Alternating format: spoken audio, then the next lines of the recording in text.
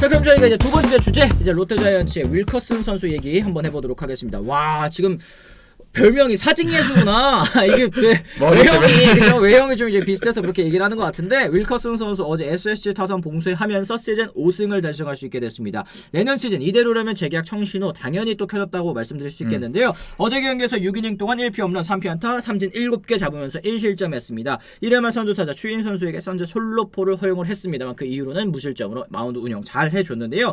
윌커슨 선수의 또 이제 기구한 야구 인생 한번 보여주시겠어요? 네, 쭉 보니까 야, 이게 뭐 별게 다 있습니다. MLB에 지명 실패하고 나가지고는 생계 때문에 집 근처 슈퍼마켓에서 약 6개월 동안 냉동식품 코너에서 야간 근무. 야, 대단하다. 그렇죠.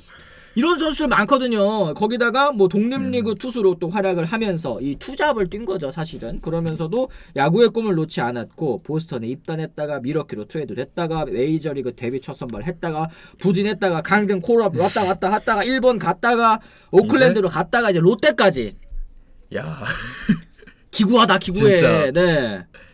그래서 지금 별명 말씀되시는데 프리저라고 이제 냉동에서 일을 했다고. 그래서 네, 이게 뭐 이렇게 하면 좀 투수가 또 프리저면 멋있잖아요. 이제 그렇죠. 불 다 잠재우니까. 그런데 그러면서 뭐 좀 멘탈이 단단해 보이는 것 같기도 해요. 왜냐하면 롯데 쪽에서 올해 사실은 저는 동의하지 않지만 윌커슨 선수에게 4일 휴식 후 로테이션을 계속 해달라 이렇게 했는데 윌커슨이 뭐 자기는 아무 상관없다 이 정도도 할 수 있다 이렇게 하는 거 보면 롯데가 이제 마지막 팀이라 생각을 하고 모든 걸 쏟아붓는 게 아닌가. 나이가 이제 또 89년생으로 적진 않기 때문에. 그러네요. 네. 이게 좀 절박한 선수라는 말씀을 해주시는 것 같아요. 그러니까 결국에는 이렇게 또 산전수전 다 겪고 한국 무대까지 넘어와가지고 지금 이제 좀 마지막 기회라. 내 야구 인생도 여기서 좀 마지막으로 열심히 좀 잘해보겠다 이런 얘기인 것 같은데 지금 뭐 이 정도면 인생 극장에 나오는 스토리다. 봄날님께서도 말씀하셨다시피 윌커슨 선수 참 다사다난했습니다. 이제 롯데자이언츠 처음에 롯데 계약했을 때 좀 어느 정도의 성적을 예상하셨는지 사실 트리플 A 성적만 봤을 때도 그렇게 또 눈에 띄지는 않았던 것 같거든요. 저도 사실은 처음에 윌커슨 선수가 왔을 때 딱 올 시즌을 뭔가 마감을 잘 지어주는 약간 반 시즌을 좀 잘 해줄 이런 선수로 생각을 했는데 지금으로 보면 저는 재계약을 해야 된다고 생각합니다. 왜냐하면 뭐 기록이 좀 나오고 있긴 한데 그런 부분을 보면 이 후반기 기록을 보면 이것만 따질 수는 없겠지만 일단 후반기 평자가 패디보다 좋거든요. 윌커슨이. 그러면 그런 선수를 재계약을 안 하는 것도 사실은 저는 문제가 있다 이런 생각을 합니다. 그래요. 무슨 의미가 있겠냐니 불안한 점은 롯데는 후반기 외인 교체해서 반짝 잘하고 다음에 재계약했을 때 부진 이 루틴이 굳어가는 것은 아닐지 걱정이다.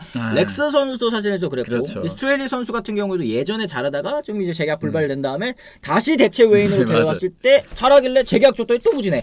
이게 사실은 스트레일리 선수 교체가 좀 늦어지는 바람에 올 시즌 롯데가 어려움을 겪은 부분도 있지 않습니까? 이게 또 그렇게 아쉬운 부분이 될 수도 있다라는 거. 근데 현재로서는 안 할 수가 없잖아요.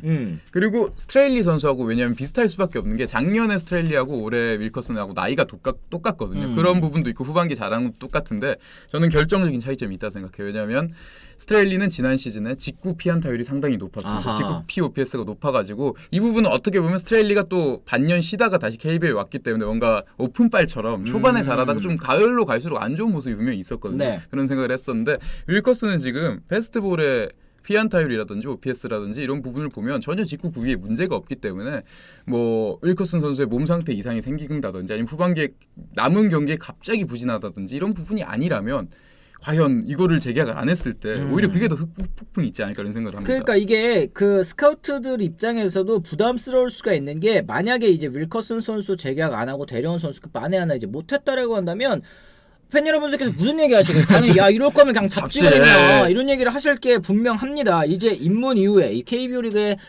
발을 내디딘 이후에 이 부산 팬들에게 또 깊은 인상을 남기고 있는데 제구력도 굉장히 좋고 완급 조절 좋고 수싸움도 좋고 던졌다 하면 일단 뭐 긴 이닝 이 퀄리티 스타트는 뽑아주는 선수이기 때문에 6이닝을 먹어줄 수 있는 선발 투수의 존재가 굉장히 또 드물잖아요 최근에는.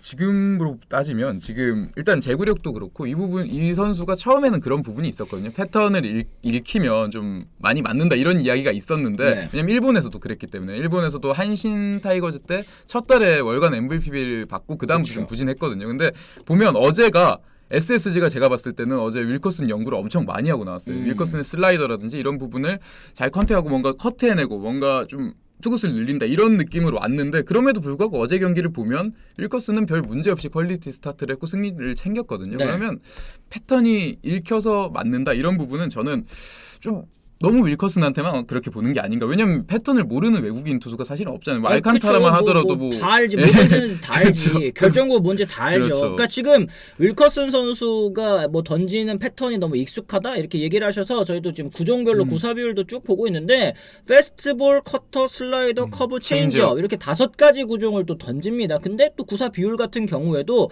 다 대부분 좀 이제 고루고루 던지는 것 같아요. 페스트볼도 한 40%, 37.7%에 커터 17.9%, 뭐 슬라이더랑 커터랑 비슷한 비중이라고 했을 때는 뭐 페스트볼과 뭐 슬라이더 계열을 거의 뭐 이제 이렇게 좀 위주로 던지고 커브와 체인지업을 섞어 던진다 이렇게 볼 수 있을 것 같은데 사실 대부분의 선발 투수가 이 정도만 갖추고 있어도 맞아요. 많이 던지는 거라고 저는 볼 수 있을 것 같거든요. 특히 구종이 단조로워도 잘 막는 그런 선수들이 있잖아요. 지난해 랜더스 우승 이끌었던 폰트만 하더라도 거의 직구 커브 맞아. 이렇게 던지는데도 불구하고 그 구종이 너무 좋으니까 막은 건데 윌커슨이 지금 직구 구위가 제가 나쁘지 않다 말씀드렸고 슬라이더, 체인지업, 커브 뭐 나쁜 부분이 사실은 잘 안 보이거든요. 말씀대로 패턴이 정형화돼 있는 부분도 아니라고 생각을 해서 좌타자한테 뭐 특히 약점이 있는 그런 부분도 아니고 그래서 뭐 재계약을 저는 안 할 이유가 없다고 생각을 해요. 그래요. 그리고 이제 멘탈이 정말 좋다고 봅니다. 안민영님도 얘기를 하셨는데 이제 실책 내야에서 또 실책이 나오더라도 괜찮다고 또 이제 격려하는 모습 뭐 이런 것들 카드에 잡히면은 팬 여러분들도 당연히 또 좋아하실 수밖에 없을 것 같습니다. 요즘 좋은 외인 찾기가 또 하늘의 별따기이기 때문에 이미 또 이제 반 시즌 정도 검증이 끝났고 적응 문제도 없는 선수를 재계약해서 가는 것이 당연한 뭐 수순이 아닐까 현재로서는 좀 생각이 드는데 나이가 또 걸린다는 얘기들도 좀 많습니다. 작년에 반쪽 시즌 보낸 스트레일리 올해 실패 사례 참고하더라도 윌커슨도 올해 반쪽 잘했다고 내년에 제2의 스트레일리 사례 안 날이라는 보장이 없죠. 과감히 외인 용병 투수 다 2명 다 바꿔야 합니다. 이런 의견들도 또 있습니다. 근데 제가 아까 그 NC 팬분이 이제 채팅해 주신 거 보고 느꼈는데 외국인은 역시 패디 같은 선수 뽑아야 된다 이런 말씀이 근데 실제로 그렇잖아요. 패디가 NC의 올해 성적에 큰 영향을 미쳤으니까. 근데 그런 걸 뽑는다고 뽑아지면 패디가 하긴 그러면 사실 저도 당연히 그럼 윌커슨 반지 패디는 그거는 얘가 왜 와? 그렇죠. 얘 지난해까지 5선발 돌리던 애인데 왜 와? 이랬었던 선수고 사실은 이제 윌커슨 같은 경우에는 이제 뭐 마이너리그에 있었던 사실 이름을 좀 잘 들어보지 못한 선수이기 때문에 조금 차이는 있긴 하겠습니다만 어쨌든 롯데 입장에서는 좀 고민이 될 것 같습니다. 그러니까 더 높은 곳을 바라보기 위해서는 윌커슨보다 좀 더 고점이 높은 선수를 데려와야 된다라는 의견이 또 이 정도 있으신 것 같고 그랬다가 이제 폭망하면 어떡하냐.